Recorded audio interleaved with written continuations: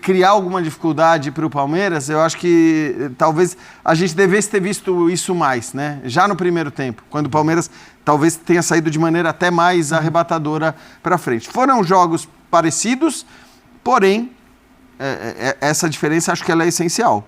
O Palmeiras, ele sai para o jogo porque ele precisava sair. Eu acho que, e o Flamengo, ele se defende dentro de um contexto também, que ele sabia que, claro, correu muito risco de tomar o gol, né, depois o gol anulado do Lopes, correu esse risco, é verdade.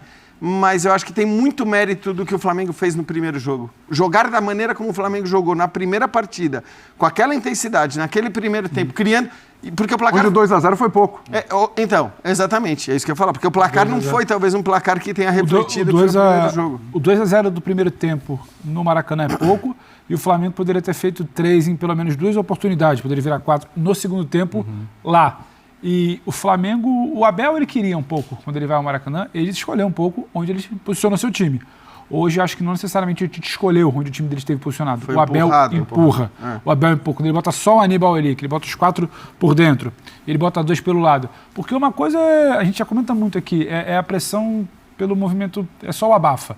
E hoje não. Hoje você tinha o Mike de um lado, você tinha o Caio Paulista do outro. Você tinha a bola que sim levantava. De algum jeito você sabia porque a bola estava levantando. Você tinha gente chegando por dentro, você tinha Veiga e você tinha Anderson. Você tinha o Rony com o Flaco, eu vi até eles trocando em alguns momentos. Em algum momento o Flaco foi lá empurrar e o Rony sai para tentar confundir. Então o Palmeiras Veiga com uma sabia liberdade o que ele estava não teve fazendo no primeiro e empurrando. E aí o Flamengo fica quase sem respirar, uma coisa quase nas costas ali. E assim como no primeiro jogo, que o Palmeiras só vai respirar no primeiro tempo quando o Cebolinha sai, o Flamengo só vai respirar quando sai o Felipe e o Mike até se entender. E aí o Palmeiras obriga o Tite a mudar. Gerson cai para o outro lado, e não porque o Gerson flutua no esquema, não. Cai para o outro lado para resolver para o Luiz Araújo cair para a direita, porque a coisa não funcionava. Então, mas eu discuto um pouco a saída do Luiz Araújo ou de um jogador com essa característica, ainda mais vendo que o Cebolinha entrou.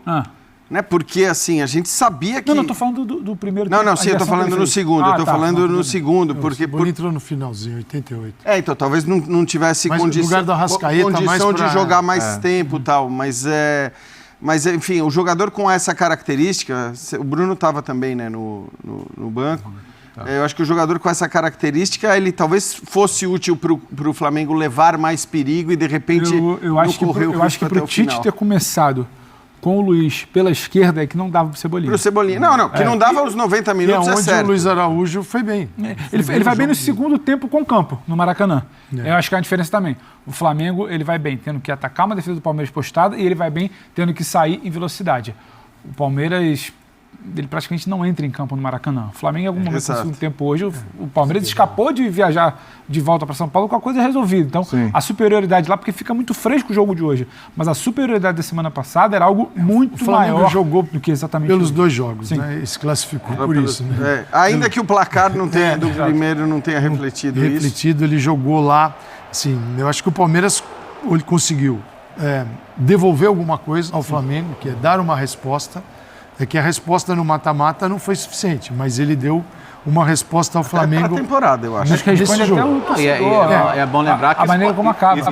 Isso pode ser uma semifinal de Libertadores. Verdade. Sim. E outro ponto, assim, o aplauso do torcedor do Palmeiras no final, reconhecendo que hoje o time fez o jogo que tinha que fazer. Claro. Né? Ele também é um recado que, assim, temos um Botafogo aí chegando. E é esse o Palmeiras que a gente quer ver. Sejam esse Palmeiras e a gente tá aqui.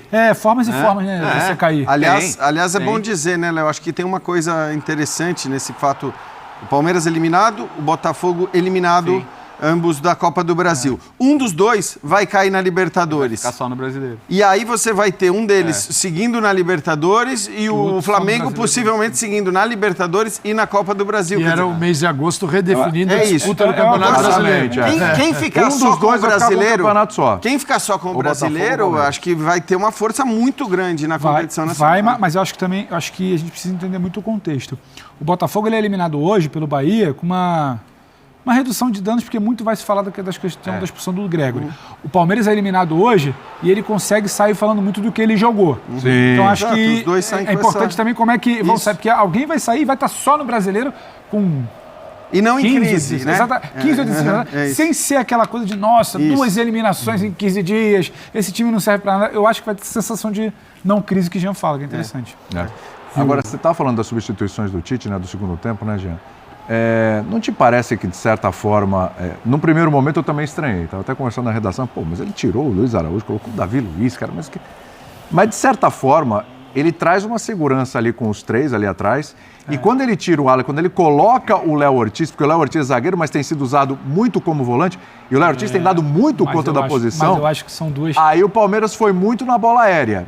E onde saiu o gol impedido, inclusive. Então, mas assim, você estava com 3 zagueiros, é isso que eu acho que assim, aí é o tipo que assim, uma análise que talvez esteja sendo muito feita, mas ela é feita muito em torno do resultado. Do que deu certo. Porque você estava com 3 zagueiros, você nas bolas por cima, nas bolas cruzadas, justamente onde você deveria sofrer menos, que é na bola parada, tendo 3 zagueiros dentro da área, o Flamengo toma uma bola na trave, o Flamengo toma um gol anulado por milímetros. Então, fora os sustos. Então eu não sei se essa avaliação enfim, do sucesso da substituição e da entrada de um outro zagueiro não é mais baseada no resultado final. É uma análise baseada em milímetros. Porque é um Flamengo que depois de tomar um gol do Calleri no final de semana, que tinha 8 jogadores dentro da área, ia tomando um do Palmeiras hoje por milímetro, tinha 9.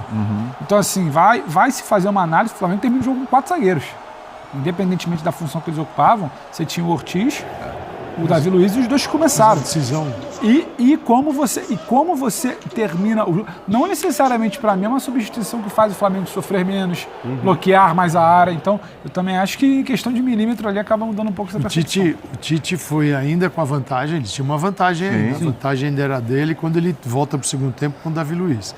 Ele instala um terceiro zagueiro, faz uma linha de 3, porque ele está vendo o jogo, está vendo o seguinte, o Palmeiras vem com 3 zagueiros, 4 jogadores no meio de campo, tem os laterais passando por ali, mais o Aníbal Moreno, aí ele tem na frente Flaco Lopes, Rony, Felipe Anderson e o Veiga. Anderson e Veiga para fazer duplas com os laterais passando e cruzando o tempo todo. O Palmeiras cruzou 49 bolas durante o jogo, foram 49 bolas. Então, assim, a ideia do Palmeiras por dentro não vai ser fácil. Pode se entrar por dentro? Pode, mas e se tiver difícil tem que ter o lado também. No lado vai fazer o quê?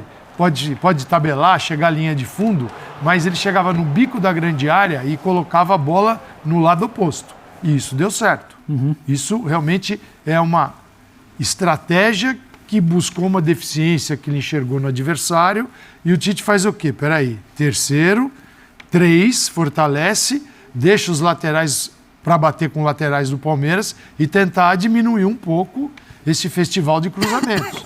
Agora, é mais difícil. Quando você pega o Palmeiras, naturalmente, embora no Maracanã não tenha acontecido isso, né? Você veja que você às vezes quer defender uma tese e o jogo te arrebenta.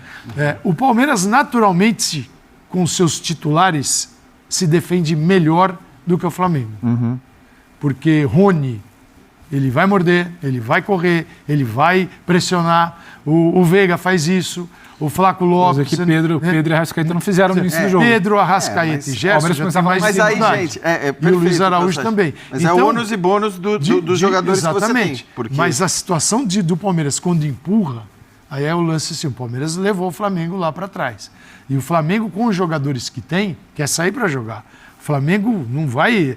essa característica não é para o Flamengo... Tite chegou e falou, todo mundo, Luiz Araújo aqui atrás, todo mundo aqui atrás. O Flamengo veio até para ter um jogo mais confortável. Não conseguiu ter.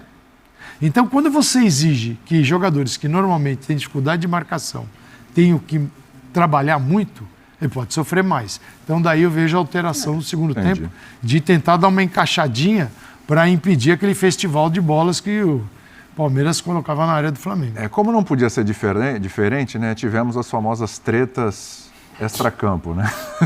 Quantas você quer falar? Nossa, a gente fez uma... Tem de tema extracampo. Você é democrático, vocês escolhem. Eu só preciso colocar aqui um veja a hora da Olimpíada agora chegar de novo. Porque quando a gente vem pro extracampo, já estou esperando a Olimpíada, cara. Vamos lá. O negócio é o seguinte, a gente tem trechos aí de declarações de Braz, de Leila, enfim, etc. A gente vai falar de arbitragem. O Tite não. Por que o Tite não? É uma decisão do Flamengo. Os jogadores e o Tite não falaram hoje. Por quê? Roda aí, falou. Vamos lá, vai. Vamos lá. Daqui a pouco eu te explico. É assustador o pênalti em que nem, assim, com a facilidade que se manda continuar o jogo com a maior tranquilidade do mundo, sem braço esticado, braço... um lance que muito tranquilo de se ver. Mais uma vez, o que me assusta é o VAR, não é nem o juiz ali, porque o juiz pode, mais uma vez, não, está coberto e não vê, mas depois, nas imagens, seria a coisa mais fácil do mundo. Com relação à expulsão do Abel, eu achei muito arbitrário, achei muito dura, não é? A expulsão. Eu achei muito mais, eu não sei, foi por ato gesto obsceno. O que eu achei obsceno foi a paciência que o árbitro teve, não é? Nas paralisações, nas ceras, entende? Isso eu achei obsceno, não é? O pouco acréscimo que se deu. Pois é. Então, vamos lá, vamos debater os dois lances aí que o Braz reclama. Depois a gente vai falar do Abel também, porque, né, o gesto obsceno, segundo o Daronco, o gesto obsceno. Foi lá nas partes baixas e, né, mostrou por... Bom, a gente vai discutir isso. Esse lance aí, é óbvio, é claro que é pênalti? Tá tão escandaloso assim? Para mim, eu não vejo o contato. Eu vejo o Vitor firmando o pé no chão e o Gerson caindo. Ele está muito bem colocado, é bom destacar isso. Sim. E não vejo razão para a chamada de VAR aí, não. Alguém acha que foi pênalti aí? Não. O toque seria no segundo pé do Gerson, né? Que já estava caindo. Eu acho que vai ficar no... Como disse o Gacibo uma vez, tem lances que são 5-0 numa mesa de 5 pessoas e lances são 3-2. Vai ficar nisso e, para mim, não vai justificar o... Olha, ninguém fala, vai falar o dirigente para reclamar da arbitragem como se a classificação tenha sido sofrida só por isso. O meu ponto é esse. E aí a gente está caminhando para isso. O pós-jogo, antigamente, ele era o pós-jogo daquela história antiga, do repórter que entra no vestiário, depois ele vira de uma zona mista pasteurizada, depois do cara que fala só na saída do campo, agora ele virou o pós-jogo do dirigente comentando a arbitragem. Sabe? Aí eu já acho que esse é um lance, assim, que é muito difícil de interpretar, de ver, porque se eu escolher um lado, eu acho que qualquer lado que você escolha, você não está errado. Se o árbitro dá no campo, né? Pelo seguinte... o Gerson tinha tudo para sair com a bola de frente para o gol. Ele não vai se atirar. Então algo aconteceu ali. O pé é o Vitor Reis. O pé dele você não vê, você não consegue dimensionar o contato. Sim. Aí, a gente não vê longe, o contato, esse é o problema. De longe você fala, é pênalti. Aí na hora que se aproxima, você não consegue ver. Mas também te afirmar que não foi nada, eu não consigo. Entendeu? Eu acho que é um lance para o momento, para o árbitro. Como no outro lance, por exemplo, o lance do braço. A Renata Ruel acha que foi pênalti, acredita que sim. O Simon que não. A gente vai mostrar na sequência. Agora, ninguém duvida que a bola bateu no braço. Sim, são as interpretações de cada um que são diferentes. O problema para mim é que, assim, sempre no Brasil, qualquer interpretação é válida. Porque a gente tem... Então, assim, vamos pegar o exemplo desse lance na Premier League. Que a gente sempre fala, que para mim eu sei que os colegas não concordam, mas para mim não existe comparação, assim, do quanto é melhor na Premier League do que nas outras ligas europeias, inclusive. Eu acho que lá é melhor porque todo mundo aceita. Não, eu acho que é melhor porque lá existe um critério muito claro de que é o seguinte, esse lance aqui, ele não seria nem discutido a partir do momento em que o árbitro não marcou, porque a gente não vê na imagem o tal do toque. E se o árbitro tivesse marcado, também ninguém iria discutir. Então você tem um pouco razão. É verdade. O bom é que, assim, quando você tem lances em que claramente a decisão precisa ser do árbitro, até porque a imagem de vídeo não mostra nada diferente, acho que é diferente do lance do braço, que é uma coisa interpretativa, da bola tá indo pro gol, não tá indo pro gol, tá vindo de cima para baixo, o braço tá aberto, que é um lance... Aí, ó. Que é um lance interpretativo, mas que no Brasil, o que acontece com todos os lances de arbitragem? Porque ninguém tá discutindo que a bola bateu no braço. Tem gente falando do empurrão no Murilo, eu nem acho que esse tipo de... Isso aí não é empurrão. Mas acho que a questão é o quanto que esse toque é um toque... a interpretação que o Simon fez é uma, a que a Renata fez é outra. E no Brasil, esse é o problema. como toda interpretação acaba sendo válida, é óbvio que o torcedor de um time vai falar uma coisa, o torcedor do outro time vai falar outra coisa, e aí a gente tem as certezas absolutas. E essas certezas absolutas, elas fazem um mal enorme para o futebol brasileiro. Porque, assim, basta você definir os padrões. Quando eu falo da Premier League, e eu sei que os companheiros não concordam tanto, eu gosto da Premier League porque lá o critério é muito claro. Lá o critério em relação... E claro que vai ter erro lá também. Sim. Vai ter erro crasso em qualquer coisa. Tem erro em Copa do Mundo, tem erro em Euro e tal. Mas lá você tem um critério muito claro. De que o pênalti precisa ser um pênalti muito claro, que o cara teve uma intenção, que o cara fez alguma coisa... Não é o nosso critério. Aqui, muitas vezes, em vários jogos, isso daí seria marcado por penalidade. Nós temos fases, porque a gente é de fase, né? A gente tem fase do campeonato que toda bola, todo contato de bola com o braço, com a mão, é marcado pênalti. Aí você tem uma fase do campeonato que isso muda. Agora eu entendi, eu estava tentando entender por que o braço está esticado. Por que o braço está esticado? A Renata vem com o argumento, você pegar a regra, você fala assim, não é uma posição natural. Realmente, assim... Só que, para um zagueiro, o que ele está buscando? O contato ali para não perder a referência do atacante. O atacante. O zagueiro vive do contato, gente. Você está aqui, e não é um contato com falta. Ele precisa sentir. Você está ali. Você precisa saber onde está o cara, vai dar o giro. O pessoal diz que o braço é o seu olho ali. E nesse caso, ele vai para tentar o contato e o Pedro sai, né, para evitar o contato. Então é natural que o braço esteja esticado. Agora, é uma posição antinatural? Tá bom, marca o pênalti. Acredito que isso é da natureza do jogo também, o cara buscar esse contato. Uma coisa é alguém chutar a bola no gol, você tá assim. Cara, ninguém fica assim, você tá tentando dar de goleiro e aí evitar. Agora, essas questões do o que é uma posição antinatural... Então, por isso que você tem que definir padrão. Como é que alguém sobe para cabecear, por exemplo, sem subir com... esse apoio dos braços? Ninguém sobe com o braço aqui. Então é o seguinte, muitos pênaltis são marcados quando o cara está aqui, a bola bate no braço. Pô, é natural de quem sobe. Diferente se o cara vai fazer um cruzamento, você está aqui, você botou o braço na frente do corpo aí, né? Você dá um tapa. O problema é assim, acho que a gente precisava... Mas a maneira que se fala na entrevista é isso, que bloqueou o chute, o que não cabe é, de um lado... Óbvio que foi. Exato. O outro também. Óbvio que não. Só que assim, enquanto tiver uma camisa de um lado e outra camisa do outro, a gente não consegue analisar e apontar soluções para os problemas da arbitragem de uma maneira minimamente irracional. Então, essa irracionalidade na discussão da arbitragem, porque a discussão da arbitragem só acontece nos lances específicos, ela torna impossível a melhora. A melhora, são coisas tão óbvias e tão fáceis até de serem feitas. Num começo de campeonato, você mostrar uma série de lances e falar, gente, isso aqui não vai ser mais pênalti, tá? Isso aqui não vai ser mais pênalti, isso não vai... Eu estou pondo tudo, não vai ser mais pênalti, porque eu sou a favor dessa... Sim. Para que a gente pare com esse negócio de que tudo é pênalti. Eu vou te dar um exemplo aqui que foi muito polêmico na Euro até. O lance do Cucurella no Espanha e Alemanha. O braço dele está aqui, está abaixado, a bola bate no braço. Aí, pênalti no dia seguinte, assim. Olha, teve essa palestra aqui do Rossetti para os árbitros. Ele mostrou um lance exatamente assim e disse, isso não é... Roma? Na final da Liga Europa?